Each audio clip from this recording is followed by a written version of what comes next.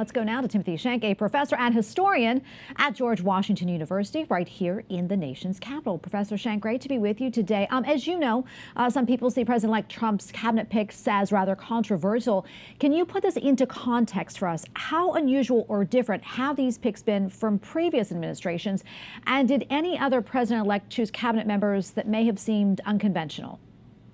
Well, a lot of president-elects have stumbled out of the gate with their cabinet picks. There's normally one that goes down in flames. Maybe the most interesting historical precedent for what Trump is doing here, especially given that Bobby Kennedy Jr. is causing trouble this week and that Trump is running into some controversy for his attorney general pick, is JFK in 1961 choosing his brother Bobby Kennedy to head the Department of Justice, which at the time raised a lot of eyebrows about potential conflicts of interest.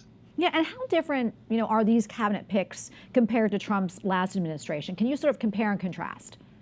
Well, it seems like what he was doing the first time around was, in the wake of a victory that was a surprise even to him, looking for figures who just screamed establishment safety, people who would assure a nation and the world that the government would be in steady hands. Now he has more of a group of loyalists who he can turn to. And in some sense, he's changed the Republican Party and figures like Robert Kennedy enough that he has a wider group of Trump loyalists who he can look to for support right now. Yeah, let's talk about the confirmation process, how difficult it is.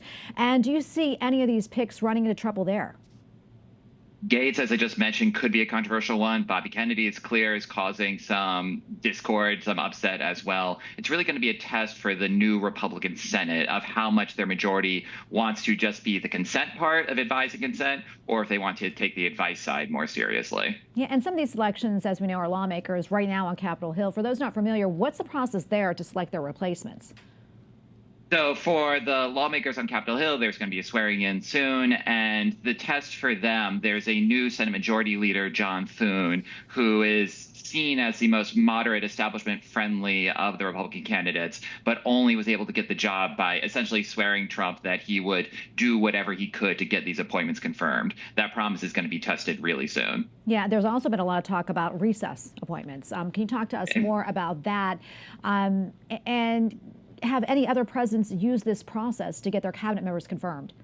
Yeah, this was a specific promise that Thune had to make in order to get Trump's support, which is a recess appointment is a temporary appointment that in theory is supposed to be made while the Senate is out of session, would allow a controversial appointment to serve in office without getting Senate confirmation. The trick is that these are by their nature temporary and would leave the question of a long-term permanent appointment up for grabs. They have been used in the past, but only as stopgap measures, never as a quasi-permanent official. Yeah, and how long do you think the confirmation process may take for some of these candidates? Honestly, in the past, they had caused a lot more rife within the administration. It was often a stumbling block. But now I think, given Trump's hold on the Republican Party, this might be pretty quick. If there's an appointment that can't make it through, they might just deal with that quickly and then just try and confirm as many as possible, as quickly as possible. It seems like this is a government that wants to get to work quickly. Professor Shenk, thank you so much for your insights. Appreciate it. Thank you for having me.